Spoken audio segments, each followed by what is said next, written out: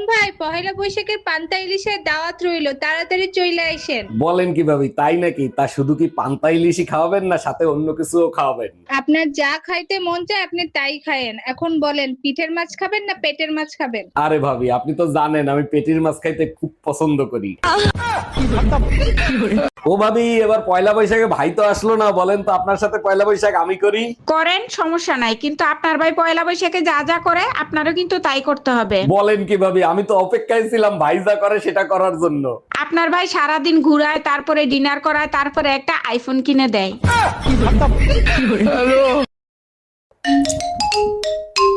Hello. জামাই, মেয়ে বলল তোমাদের ওখানে নাকি ইলিশ মাছের সাথে পহেলা বৈশাখের শাড়ি ফ্রি দিচ্ছে। জি আম্মাজান, ঠিকই শুনছেন, বড় ইলিশের সাথে পহেলা বৈশাখের শাড়ি ফ্রি।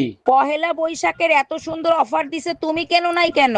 আরে আম্মাজান, অনেক দাম, এগুলো শুধু শুনতেই ভালো লাগে। যেমন বউয়ের সাথে শালি ফ্রি, আজ পর্যন্ত দিছেন? চলো ছোট গিন্নি, তোমারে নিয়ে বৈশাখী মেলায় যাব।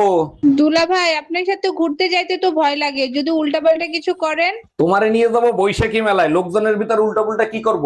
বৈশাখী মেলার কথা বলে যদি লিটনের ফ্ল্যাটে নিয়ে যেয়ে কিছু করেন। তার মানে লিটনের ফ্ল্যাটে যাওয়ার খুব ইচ্ছা, তাই না? কারে বিয়ে করলাম, পয়লা বৈশাখে একটা শাড়ি পর্যন্ত দিল না। পয়লা বৈশাখের অনেক অনেক শুভেচ্ছা রইলো ভাবি, শুভ নববর্ষ। কিসের শুভ নববর্ষ? একটা আনরোমান্টিক গাধাকে বিয়ে করছি, পয়লা বৈশাখে একটা শাড়ি পর্যন্ত দিল না। বলেন কি ভাবি, তাই নাকি? আচ্ছা ভাবি, আমি যদি আপনার পয়লা বৈশাখে শাড়ি দিই তাহলে কি আমার সাথে রোমান্টিক হবে? এই শোনো, পহেলা বৈশাখে মা আসতিছে, বড় দেখে একটা ইলিশ মাছ আইনো। তোর বাপের বাড়ি গেলে তোর মায়েদি পুঁটি মাছ খাওয়ায়, তারে আবার ইলিশ মাছ খাওয়ানোর কি দরকার? দেখো, বাজে কথা বলবা না, মার সাথে ছোট বোন আসতিছে, তার জন্য তোমাকে আনতে বলছি। হ্যালো আবুল, বাজার থেকে বড় দুইটা ইলিশ মাছ আমার বাসায় তাড়াতাড়ি পাঠাতো।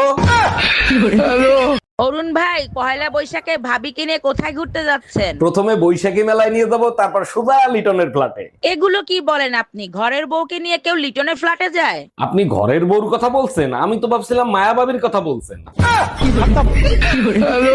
ভাবি, ঈদের অনেক অনেক শুভেচ্ছা রইলো, ঈদ মোবারক। অরুণ ভাই, ঈদ মোবারক। শুধু ঈদ মোবারক দিলে হবে না, ঈদ সালামিও দিতে হবে। ঈদ সালামি তো নিয়ে আসছি, কিন্তু দেওয়ার কোনো সুযোগই পাচ্ছি না। সালামি দিতে আবার সুযোগ লাগে নাকি? দিয়ে দিলেই হয়।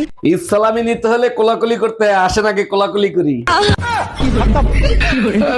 ভাবি, ঈদের অনেক অনেক শুভেচ্ছা রইলো, ঈদ মোবারক। অরুণ ভাই, ঈদ মোবারক। শুধু ঈদ মোবারক দিলে হবে না, ঈদ সালামিও দিতে হবে। ঈদ সালামি তো নিয়ে আসছি, কিন্তু দেওয়ার কোনো সুযোগই পাচ্ছি না। সালামি দিতে আবার সুযোগ লাগে নাকি? দিয়ে দিলেই হয়।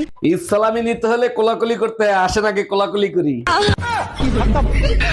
ভাবি, ঈদের অনেক অনেক শুভেচ্ছা রইলো, ঈদ মোবারক। অরুণ ভাই, ঈদ মোবারক। শুধু ঈদ মোবারক দিলে হবে না, ঈদ সালামিও দিতে হবে। ঈদ সালামি তো নিয়ে আসছি, কিন্তু দেওয়ার কোনো সুযোগই পাচ্ছি না। সালামি দিতে আবার সুযোগ লাগে নাকি? দিয়ে দিলেই হয়।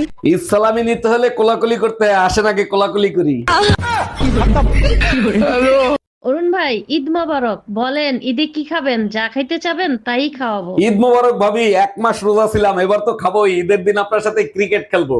আমার সাথে ক্রিকেট খেলবেন? তাতে কি আপনার পেট ভরবে? পেট ভরবে না তাতে কি, মন তো ভরবে। ব্যাট বল আমার, পিস আপনার।